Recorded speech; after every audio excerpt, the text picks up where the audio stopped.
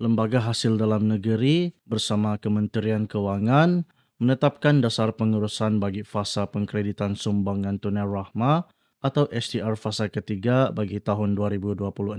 Keputusan terbaru ini membawa berita baik khusus kepada semua kelompok penerima sedia ada yang telah menerima agihan dana sejak fasa pertama dan fasa kedua yang lalu. Makluman mengenai sistem kelulusan ini amat penting untuk diberikan perhatian segera oleh penonton sekarang bagi memahami status kedudukan kewangan masing-masing tanpa timbul rasa bimbang. Golongan ini disahkan akan terus menerima bayaran secara automatik berikutan ketiadaan proses tapisan baharu yang ketat bagi mengekalkan kelancaran agihan bantuan tunai persekutuan. Bagi mengekalkan integriti sistem bantuan nasional, pihak urus setia hanya akan melaksanakan proses semakan ringan secara sepintas lalu terhadap profil data penerima sedia ada. Maksud praktikal bagi semakan ini adalah untuk memastikan tiada percanggahan maklumat kritikal meskipun pemohon tidak melakukan sebarang kemaskini atau perubahan pada sistem. Walau bagaimanapun, penonton diingatkan untuk memastikan status akaun bank yang didaftarkan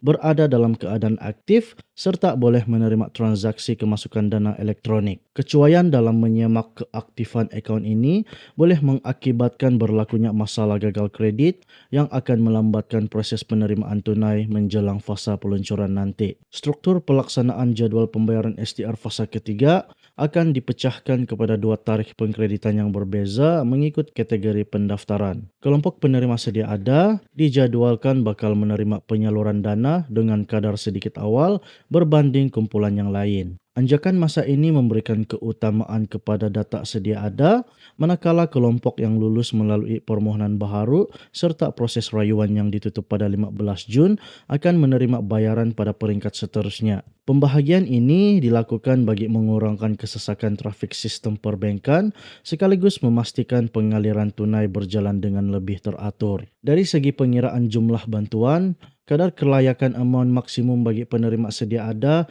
adalah kekal sepenuhnya mengikut kadar rujukan yang telah ditetapkan sejak fasa pertama. Keadaan ini memberikan kelebihan jumlah tunai yang lebih tinggi terkumpul dari fasa ke fasa berbanding pemohon baharu yang baru sahaja mendapat kelulusan pada fasa ketiga. Walau bagaimanapun, terdapat satu pengecualian mutlak melibatkan kategori isi rumah berpendapatan RM2.500 sehingga RM5.000 yang tidak mempunyai anak. Kumpulan ini disahkan tidak akan menerima sebarang bayaran pada fasa ketiga dan keempat memandangkan jumlah kelayakan penuh mereka iaitu sebanyak RM200 telah pun diselesaikan sepenuhnya pada fasa terdahulu. Kesimpulannya, penerima sedia ada STR 2026 disahkan mendapat kelulusan automatik bagi fasa ketiga dan keempat tanpa melalui tapisan ketat serta bakal menerima bayaran lebih awal kecuali bagi kategori isi rumah berpendapatan bawah RM5.000 tanpa anak yang telah tamat tempoh bantuan. Tindakan susulan yang perlu anda lakukan selepas menonton video ini